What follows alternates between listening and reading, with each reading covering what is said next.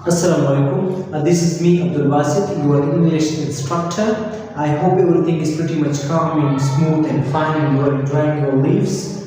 Welcome to my channel, Al Basit Academy. Today my topic is a simple present tense. Okay? Today we want to learn simple present tense. First of all, what is simple present tense? The simple term used in American grammar, in American English, they usually use that simple present tense instead of saying the present indefinite tense. And Britishers say present indefinite tense, right? And what does it mean of present? Present mean now. And what does it mean of this tense? So this tense word is taken from the Latin word tempus.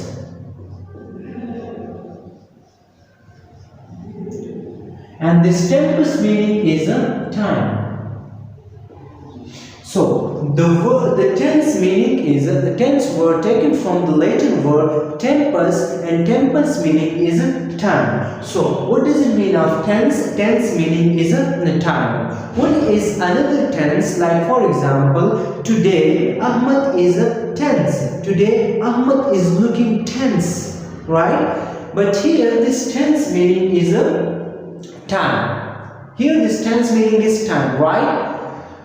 Okay, so what is the definition of the simple present tense? The definition of a simple present tense is we use this tense to talk about regular action, habitual action and universal truth. Here this is a regular action, habitual action and universal truth, etc. For example, what is a regular action? A regular action, like for example, I go to school.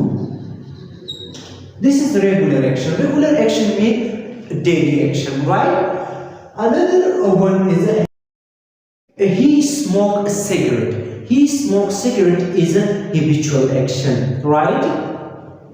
Now, let's come to the universal truth. So what is universal truth? Universal truth meaning, like for example, Allah is one. Allah is one. Right? Second definition is, second example is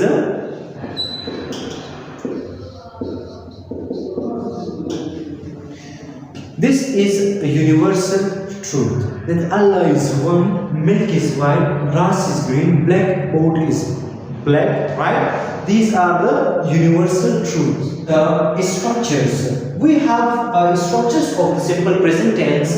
The first one structure is a positive structure. Positive structure, subject plus verb, SES plus rest of the sentences. This is the rest of the sentences. What does it mean of this rest of the sentences? Rest of the sentences are like object, right? This is subject. Subject is the doer of an action. This is one definition, but it is not completed. It has some problems as well. But there is another definition that subject is a part which talks about a predicate. What is predicate? Predicate is the part which talks about subject, right? Here, this is a subject, I, we, you, they, he, she, it, and singular nouns like Ali, Ahmad, Sana, and Aslam. These are the. Then we have verb. Verb is a word which shows an action like playing, walking, sleeping, writing, reading. These are the examples of verb. S and ES. Where we use S and where we use ES. So, plus verb SRES plus rest of the sentences. So we have a rules. We have particular, he, she, it, and singular nouns. For example, we have pronouns I, we, you, they, he, she, and it. These three we use S and ES. Ends verb. From these we cannot use it. Okay, we cannot use it, the S and ES. after these subjects, right? We also use with these subjects, with them we use do, right? How we add s and es at the end of the verb. So we have s and double s, ch, sh, o and x. With these we add es at the end of the verb. For example, wash. So this is the sh. So we gonna add es. Like for example, she washes the dishes. Right? It's clear. Then with the rest of the verbs, we add, for example, play. So with the play, we only add s because there is a not s, not double s, ch, sh, o and x. There is y. So we will use s after y. Right? For example, here is I play cricket. So this is I, you, they. And this is I play cricket, but here he plays cricket because the subject is he. And after that we have a verb, and the verb we add only s. Why we add s? Why not we add es? Because es we add with these letters, after these letters, right?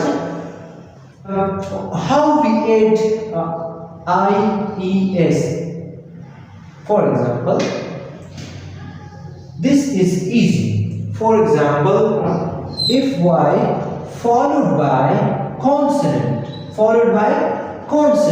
so we remove y and use I, E and S. If y followed by vowel, so we only add s after y. For example, here is study.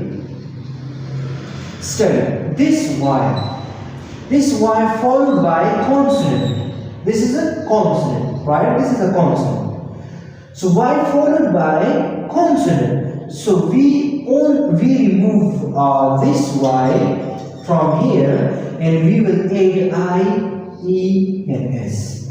For example, he studies the newspaper. He studies the newspaper. This is an example, right? If followed by vowel, so we only add s. How? Like for example, y followed by vowel. So this is a and y followed by a.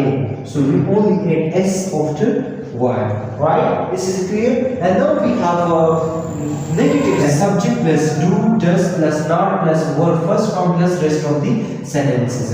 This do we use with these subjects I, we, you and they. And with the do, does we use with the he, she, it and with the singular noun, right? And along with the noun, and then verb first form and then rest of the sentences. What is the example? Example is he does not play cricket. He does not play cricket. What is the question? In the question, this to do does will come first in the before subject, and we put the question mark in the end of the sentence. For example, does he play cricket? Right? In the negative interrogative sentences. For example, does he not play cricket? Does he not play cricket? Does he not play cricket? So this is a negative interrogative example. So much for your uncountable attentions. If you have any kind of questions so far regarding this topic, you comment me, I'll give you the answer. Okay, thank you very much. Have a nice time. Tata and bye bye.